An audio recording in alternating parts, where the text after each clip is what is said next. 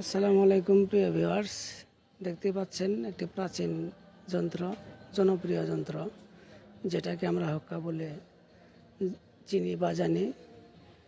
আগেকার মানুষ, প্রাচীন মানুষগুলো যারা ধূমপানে আসক্ত ছিল, তারা অধিকাংশ মানুষই এইভাবে আগুন জ্বালিয়ে সেই আগুনের টুকরো এই হুক্কার এই মাথায় দিয়ে, এই আগুনের নিচে আবার থাকতো তামাক, দেওয়ার পরে এই যে দেখতে পাচ্ছেন, এই যে তামাক, তারপরে এই যে আগুন জ্বালিয়ে সেই আগুনের যে টুকরাটা সেটা এই হুক্কার মাথায় দিয়ে দিবে।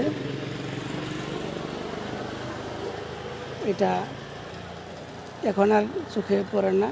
তো আমি ওই ভাইকে জিজ্ঞেস করলাম যে, ভাই, এটা আপনি কত বছর যাবৎ ব্যবহার করেন? উনি বলল যে প্রায় 26 বছর যাবৎ ব্যবহার করেন।